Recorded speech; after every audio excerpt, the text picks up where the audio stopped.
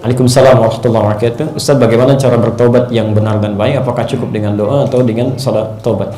Baik, jazakallahu khair. Tadi disampaikan cara bertobat, teman-teman sekalian, ada di Quran surah keempat An-Nisa ayat 17 sampai dengan 18 ya. Allah tegaskan di sini, innamat taubatu 'ala Allahi lil ladzina ya'maluna su'a bi jahalatin tsumma yatubuna min qarib. Sungguh tobat yang diterima oleh Allah Subhanahu wa taala adalah dari satu persoalan keburukan yang pernah dikerjakan, tobatnya disegerakan. Jadi satu ya, sifat tobat itu ya, pertama di Quran surah keempat ayat ke-17 sampai 18, sifat tobat yang pertama mesti disegerakan, tidak ditunda ya, jadi menunda-nunda tobat itu berbahaya ya. Yang kedua ya, kalimat tobat sendiri kemudian diperdalam oleh para ulama memiliki turunan-turunan ya. Tobat itu mengandung arti pengakuan, artinya mengakui kesalahan yang pernah Anda kerjakan. Jadi saat bertobat, setelah Anda segerakan, akui dulu salah apa ya. Akui salah apa kan. Yang kedua, sesali kesalahan itu. Karena dengan penyesalan itu ya, kita menghadirkan satu perasaan bahwa ini keliru kan. Dan yang ketiga, berjanji untuk tidak mengulangi dan mengganti dengan amal soleh ya, berjanji untuk tidak mengulangi dan mengganti dengan amal soleh ya. Makanya nanti di ayat ke-18 nya, kalau ada orang masih mengulang kesalahan serupa atau berbuat salah pada yang lainnya, itu artinya pertanda tobatnya belum diterima ya, belum diterima. Baik, nah sekarang pelan-pelan ya, tadi ada pertanyaan apakah mesti dengan sholat tobat ya. Sepanjang pengetahuan kami, semua sholat itu mengandung makna tobat. Semua sholat, silahkan cek, semua sholat mengandung makna tobat. Makanya saat Anda mulai bertakbir pun, mulai bertakbir kemudian mulai bersedekap, Anda mengucapkan doa untuk bertobat dari kesalahan.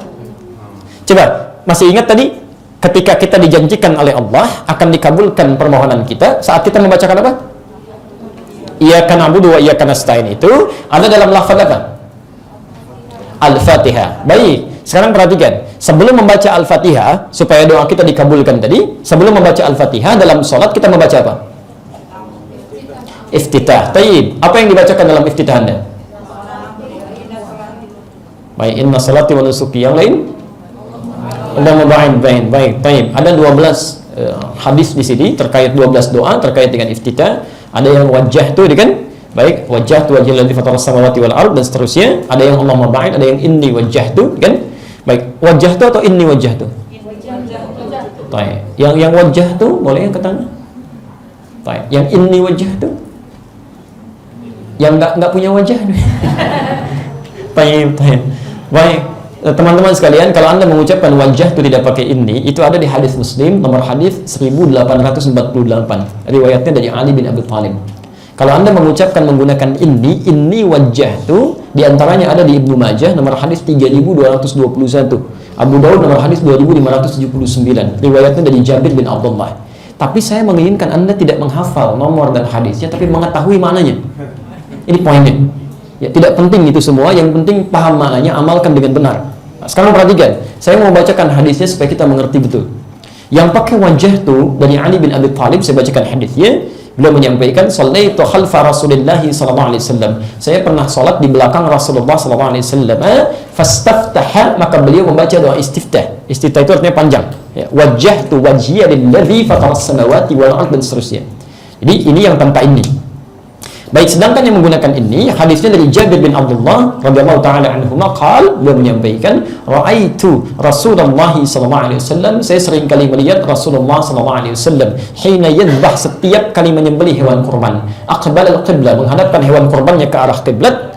Thumma qala, kemudian mengucapkan, "Allahumma hadza min Muhammad wa ali Muhammad wa ummat Muhammad." Ya Allah, mohon terima kurban ini dari Muhammad, dari keluarga besar Muhammad sallallahu alaihi wasallam, dan dari umatnya Muhammad sallallahu alaihi wasallam. Jadi yang dikorbankan itu rata-rata Nabi 100 ekor.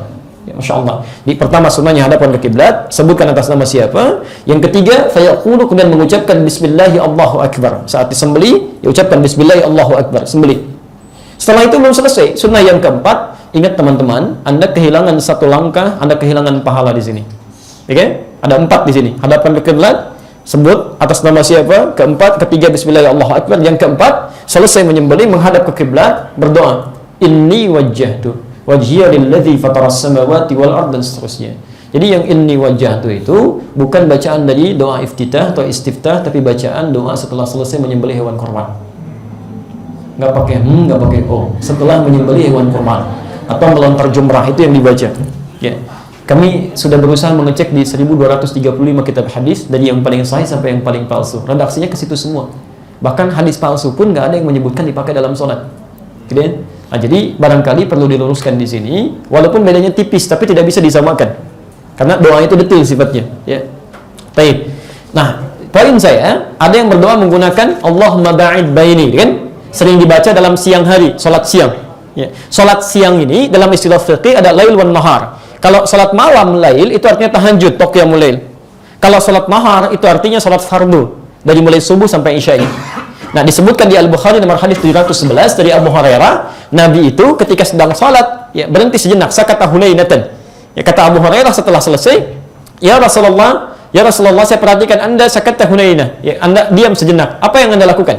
Kata Nabi, saya membaca Allahumma ba'id baini wa baina khataayaya kama ba'adta bainal masyriq wal maghrib. Teman-teman sekalian, saya ingin ketika Anda membacakan bacaan apapun dalam sholat, pahami. Karena kata Allah diisyaratkan di Quran, banyak orang sholat tidak mengerti, tidak paham apa yang ia baca dan dilakukan dalam sholatnya. Sekarang perhatikan, kesalahan yang kita perbuat dalam hidup disebut khata. Kalau banyak namanya khataya.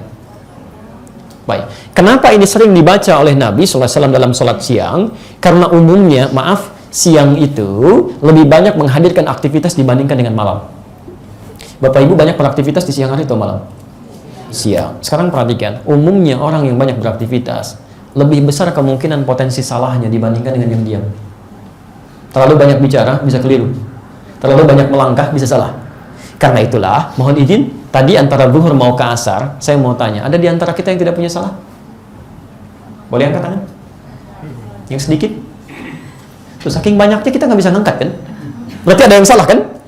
Karena itulah ketika, kesalahannya sedikit atau banyak. Kalau sedikit, khata. Kalau banyak, khata ya. Ya terakhir itu pengakuan.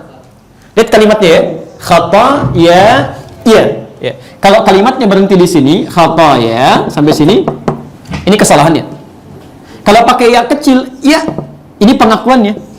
Saya melakukan kesalahan-kesalahan. Diseakan-akan ketika Anda katakan, Allahumma ba'id baini wa baina khataayaya kama ba'adta bainal masyriq wal maghrib. Ya Allah, hamba mengakui ya Allah, sebelum sholat ini banyak kesalahan yang hamba lakukan. Anda ingat-ingat kan?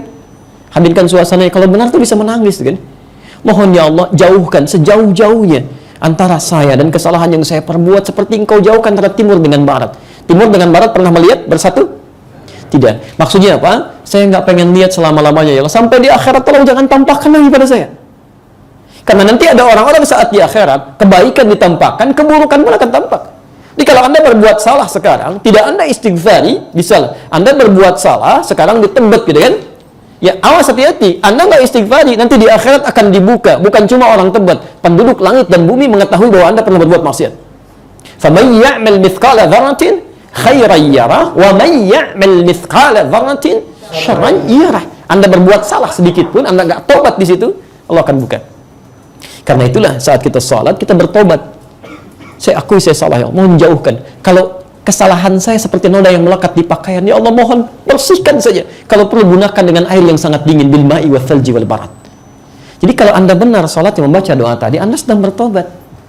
Makanya kami selalu mengistilahkan semua sholat itu tobat kalau benar dilakukannya. Jadi ketika istighfar Anda benar, kemudian tobat Anda benar disampaikan, maka Allah tunggu kamu mau minta apa sekarang. Karena itulah tadi saya sampaikan, salah satu kisah di antara dua yang tadi saya sebutkan, Nabi Nuh alaihissalam. Nabi Nuh itu ketika meminta umatnya bertobat, lihat kalimatnya, dosanya luar biasa, yang dimintakan istighfar.